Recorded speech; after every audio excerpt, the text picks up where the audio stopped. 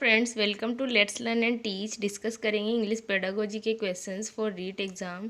आरटेट 2013 के questions level 1 के language 1, language 2 and level 2 language 1 and language 2 के क्वेश्चंस हम डिस्कस कर चुके हैं। आज हम डिस्कस करेंगे रीट 2015 के लेवल 1 लैंग्वेज 1 के questions. Let's start the session. Question number 1 है, proper speech habits can be developed effectively through. उचित भाषण की आदत को प्रभावी ढंग से विकसित किया जा सकता है। किसके थ्रू हम उचित भाषण की आदत को प्रभावी ढंग से विकसित कर सकते हैं? ऑप्शन नंबर ए है वोकेबलरी प्रैक्टिस, वोकेबलरी की प्रैक्टिस द्वारा, क्विजेज प्रश्नोत्तरी द्वारा, डिक्टेशंस श्रुतलेख द्वारा, प्रोनाउंसिएशन उच्चारण द्वारा। तो जो स्पीच हैबिट है उसको हम प्रोनाउंसिएशन द्वारा डिवेल्प्ड कर सकते हैं। ऑप्शन नंबर डी इसका राइट आंसर हो जाएगा। क्विजेज प्रश्नोत्तरी द्वारा हम नहीं कर सकते। डिक्टेशन श्रुतलेख द्वारा भी हम इतने स्पीच हैबिट को डिवेल्प नहीं कर सकते। Vocabulary practice it is not best option for this question. Right answer will be option number D. Next question है, language skills can be learn better. Language skills जो है उनको अच्छे तरीके से हम कैसे सिखा सकते हैं? पहले देखते हैं लैंग्वेज स्किल्स। 4 लैंग्वेज स्किल्स हमारे पास है, L, S, R and W. Listening, speaking, reading and writing. इन लैंग्वेज स्किल्स को हम किस तरह से बेटर सिखा सकते हैं? ऑप्शन नंबर ए है, if they are taught in an integrated manner. B, with the help of challenging drills, through written tests and practices, if taught in isolation। तो जो language skills L, S, R, W है इनको हम integrated manner में यानी एकीकृत करके या समन्वित रूप में करके पढ़ाएंगे तभी हम लैंग्वेज स्किल्स को अच्छे तरह से सिखा पाएंगे। इंटीग्रेटेड मैनर का मतलब है कि ये नहीं कि हम एलएस सिखा दें बच्चों को, आर डब्ल्यू पर हम ध्यान नहीं दें। ये नहीं कि लिसनिंग सिखा दी, राइटिंग नहीं सिखाई, तो ऐसा नहीं है। चारों स्किल्स को हमें इंटीग्रेटेड मैनर में अगर हम सिखाएंगे तो लैंग्वेज स्किल्स को हम बेटर तरीके से सिखा सकते हैं। इसका राइट आंसर हो जाएगा ऑप्शन नंबर ए। फिर भी आगे के ऑप्शंस को देखते हैं। With the help of challenging drills, आप बच्चों को चुनौतीपूर्ण कोई कार्य दे दो अभ्यास करने के लिए, तो ऐसा नहीं है, उससे हमारी लैंग्वेज स्किल्स बेटर नहीं होगी। ऑप्शन नंबर सी है through written test and practice. Written test आप बच्चों को दे दो या फिर प्रैक्टिस करने के लिए कुछ दे दो, उससे हमारी लैंग्वेज स्किल्स डेवलप हो जाएगी, नहीं। ऑप्शन नंबर डी है इफ़ टोट इन आइसोलेशन। अगर अलग करके हम इनको पढ़ाएंगे, अलग अलग करके, एल को अलग, लिसनिंग अलग, रीडिंग, राइटिंग सबको आइसोलेट करके पढ़ाएंगे तो ये बेटर हो जाएगी, नहीं। इन चारों स्किल्स को हम अगर इंटीग्रेटेड एकीकृत या समन्वित करके पढ़ाते हैं तो हमारी लैंग्वेज स्किल्स बेटर हो जाएगी। नेक्स्ट क्वेश्चन है, अ वीडियो इज। एक वीडियो क्या है? An audio add,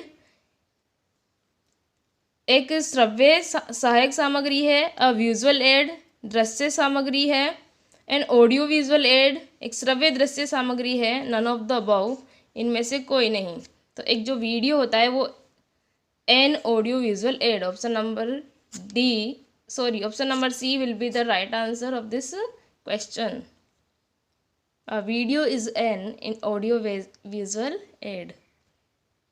next question है, audio visual aids make learning. Audio visual aids या श्रव्य दृश्य जो सहायक सामग्री होती है वो लर्निंग को, अधिगम को कैसा बनाती है? ईजी, सरल बनाती है, इंटरेस्टिंग, रुचिकर बनाती है, इफेक्टिव, प्रभावी बनाती है, ऑल ऑफ दीज, सभी। तो ये सभी हमारी ईजी भी बनता है ऑडियो विजुअल एड से, इंटरेस्टिंग भी होता है और इफेक्टिव भी होता है। तो इसका आंसर हो जाएगा option number D. Next question है, unit test is an expression of dash evaluation. Unit test कौन से इवैल्यूएशन का एक भाग है? ऑप्शन नंबर ए है नॉर्मेटिव इवैल्यूएशन का, इफेक्टिव इवैल्यूएशन का, कॉग्निटिव का या फॉर्मेटिव का। नॉर्मेटिव इवैल्यूएशन होता है स्टैंडर्ड जो हमारे टेस्ट होते हैं, जैसे बोर्ड हमारा एग्जाम लेता है वो सब नॉर्मेटिव में आते हैं। तो unit test, only unit test की बात हो रही है, सिंगल यूनिट की। तो यूनिट टेस्ट जो है वो फॉर्मेटिव इवैल्यूएशन का एक भाग होता है। इवैल्यूएशन की दो फॉर्म है, समेटिव और फॉर्मेटिव। फॉर्मेटिव जो है टीचिंग लर्निंग जब हम कराते हैं उसके ड्यूरिंग होता है, और समेटिव इवैल्यूएशन टीचिंग लर्निंग के बाद में होता है, जब पूरा कोर्स कंप्लीट हो जाता है ईयर के लास्ट में समेटिव इवैल्यूएशन किया जाता है।